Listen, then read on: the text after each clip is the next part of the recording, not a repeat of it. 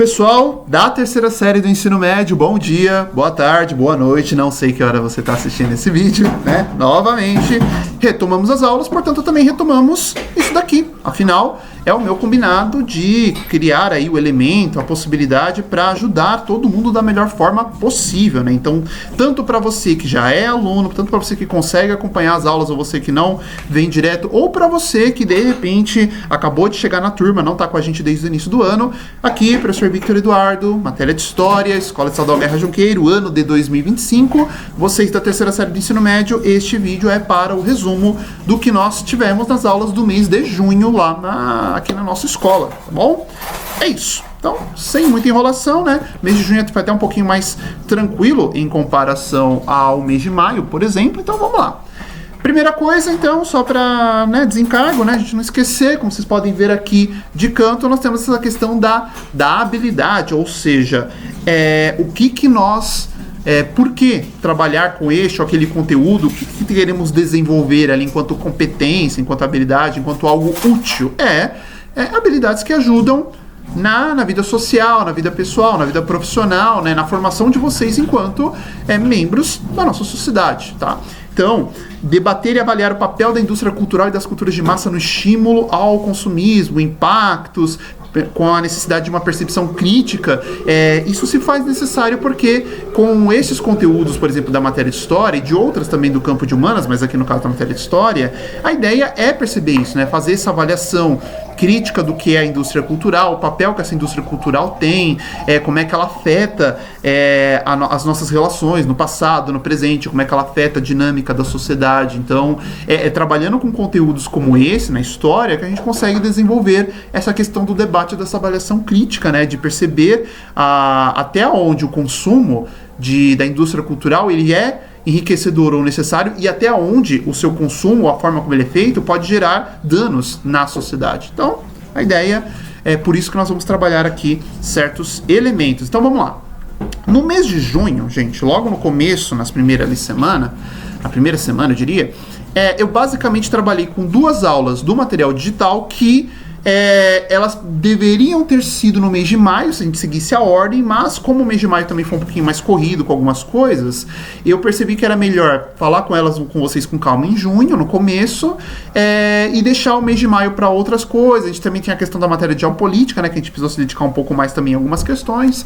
Então, eu preferi pegar o final de maio com alguns temas que já eram mais fáceis, né, já eram mais tranquilos de nós trabalharmos. Então, a questão da ONU, da Conferência de Bretton Woods, e aí sim, no início de junho, pegar, nesse caso, por exemplo, a questão da condição feminina, né? Vocês que estavam em aula devem se recordar, nós conversamos sobre como que no início do século XX o papel da mulher, esse papel feminino, ele começa a passar por transformações, né? É um momento de mudanças e permanências em virtude de como a sociedade também está se estruturando ali no início do século XX, né? As mudanças que são acompanhadas ainda da segunda revolução industrial, da expansão do modo de produção capitalista, da Primeira Guerra Mundial, da Segunda Guerra Mundial, da crise de 29 também.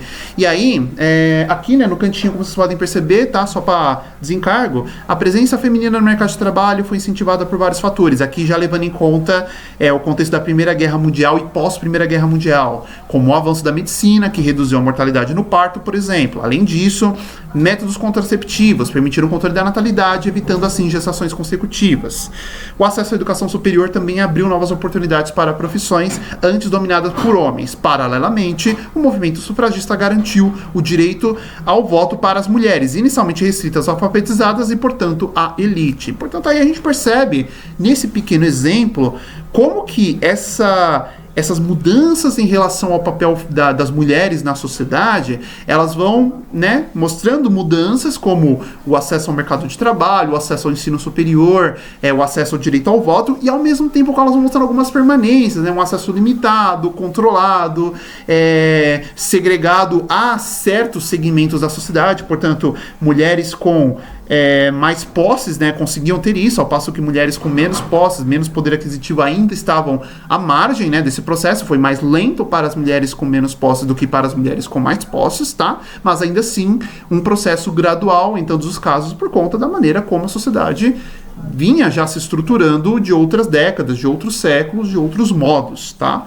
Por isso que nós tivemos essa questão de discutir essa questão da condição feminina, como eu tentei abordar com vocês em aula. E também tivemos, né, como vocês podem perceber, já tá aqui no alto, aqui no canto, o South American Way, ou seja... E aí, de novo, tá? No outro aqui a gente já percebe um pouco de indústria cultural por causa do famoso cartaz We Can Do It, né? E aqui com o papel da Carmen Miranda no cinema, e também cinema, né? O Saludo aos Amigos, né? Acho que tá pra cá. Enfim, o Saludo aos Amigos aí da Disney, né? O filme Saludo aos Amigos. Como que esse papel da indústria cultural também afeta isso? Então, vejam, aqui já é um contexto mais, né? Estado Novo, Segunda Guerra Mundial. Na década de 30, a política externa do Brasil visava obter vantagens econômicas, tanto com os Estados Unidos como com a Alemanha. Nesse contexto, uma série de acordos aproximou o Brasil dos alemães, favorecidos pela presença de uma ala simpatizante ao nazifascismo no exército brasileiro, né?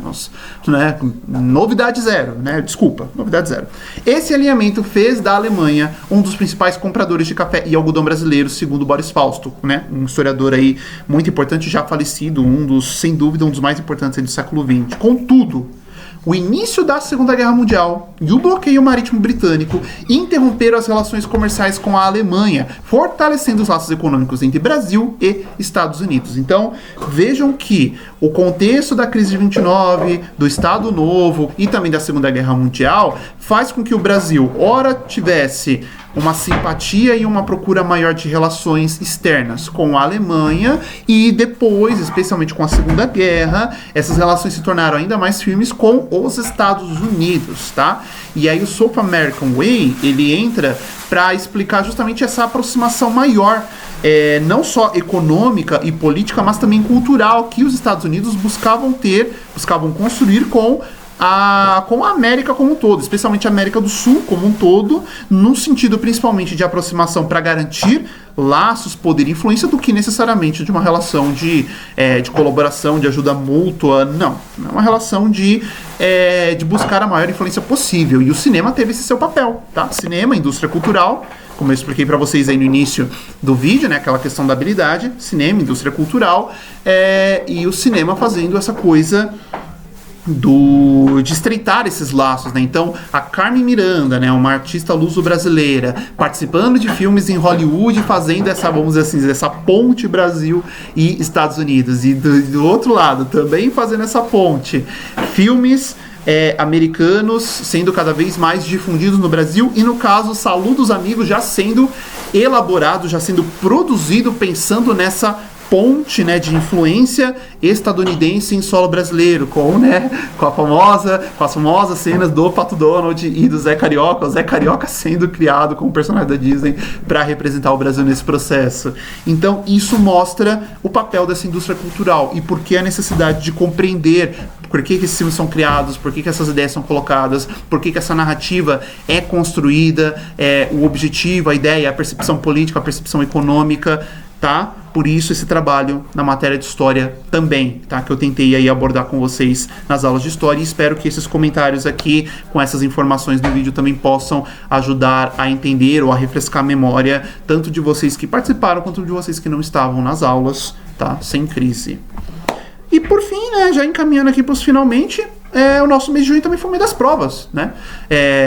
Porque, primeiro, vocês tiveram a prova paulista, né? Como já era habituado, como já era esperado. Esse dado aqui nos ajuda a ter uma dimensão de como vocês foram em relação à prova paulista. Então, 100% da turma participou da prova paulista. A média de acerto, portanto, considerando toda a prova, os 2 dias, todas as matérias, foi 61,4 da turma. No caso específico em história, 62,8, ou seja, muito próximo, né? A média da turma como um todo e a média da turma só na disciplina de história, tá? Uma média boa, acima, né, de 50%, nesse caso, numericamente acima de 60%, tá? Há espaço para melhoria, há espaço para aperfeiçoamento, mas ainda assim, é uma média boa, uma média em mérito de vocês, tá? Não esperava menos, tá bom? Então vamos continuar trabalhando aí para fazer com que esse espaço que podemos explorar de melhoria, ele de fato seja explorado, ok? E também, vocês devem se recordar, Fora a prova paulista, vocês também fizeram uma prova que eu apliquei, né? Que além daquilo que a gente falou em sala de aula, ela também tinha como base esse artigo, né? A imprensa brasileira durante a Segunda Guerra Mundial, fortalecendo o mito do herói, que a média não foi tão boa quanto a da prova paulista, mas ainda assim não foi uma média se jogar fora, né? Tivemos alunos aí que conseguiram, com bastante esforço, obter pelo menos a nota mínima na prova. Algo também a elogiar, mas aí também reforça o que eu falei agora há pouco, de tentarmos aí explorar esses passos de melhoria, ok? Pessoal, da matéria de história, tá? Porque tem um outro vídeo aí que é o da geopolítica. Da matéria de história era isso que eu precisava tratar com vocês. Então, reforçando aqui, tá? Considerações finais. Livro didático, livro de estudante, material digital. Vocês têm ali alguns disponíveis, vocês já estão recebendo, né? Já receberam aí do terceiro bimestre. Consultem, vejam, olhem com calma. Se for possível se prepararem antes da aula, já vendo ali o que é uma aula, o que é a próxima, esperada. Façam isso, é importante, vale a pena, isso ajuda a enriquecer o trabalho que fazemos em sala de aula, tá? Ajuda na participação, ajuda no empenho, ajuda a entender melhor o que eu tô tentando trabalhar com vocês em aula, tá? Então façam isso, trabalhem com isso, por favor, tá bom? A gente tem um espaço bem tranquilo em sala de aula, né? Vocês do terceiro ano, né? Terceira série A do ensino médio, né? Eu e os demais professores, a gente tem um espaço até bem tranquilo para realizar, né? O processo em sala de aula, mas é bom também reforçar, tira dúvidas, faz pergunta, fuzilem-me, gente. Vocês sabem, vocês podem me fuzilar com pergunta à vontade em sala de aula, mesmo que eu não saiba responder alguma coisa, mas pode. Pode, porque é com elas que a gente consegue realmente tirar alguma coisa para ser feita de forma efetiva em sala de aula, tá? Então, façam isso, tá? Não deixem de fazer, principalmente vocês que ainda não têm o hábito de fazer tanta pergunta. Façam, tá? Nem que seja para a sala como um todo, nem que seja de cantinho ali na mesa, mas façam, tá bom? Tarefa SP, conforme as tarefas forem aparecendo agora, né, que a gente está começando o terceiro bimestre, cumpram elas, por favor, a contento. E trabalho de história, como vocês viram, tem um trabalho para esse terceiro bimestre, o aviso já está lá na sala de aula, está aqui também na sala do futuro, portanto, observem, vejam com calma, se organizem, se planejem para executar o trabalho da melhor maneira possível. Beleza, gente, era isso que eu precisava conversar hoje aqui com vocês, tá? Obrigado aí pela paciência, pela atenção, tá bom? Não deixem de novo, reforçando, não deixem de falar comigo conforme sentirem que é necessário por conta aí da matéria do nosso trabalho, gente. Obrigado, boa semana, bom dia de estudos, boa semana para você, para suas famílias, tá? Até a próxima, satisfação, abraços, valeu, tamo junto, é isso.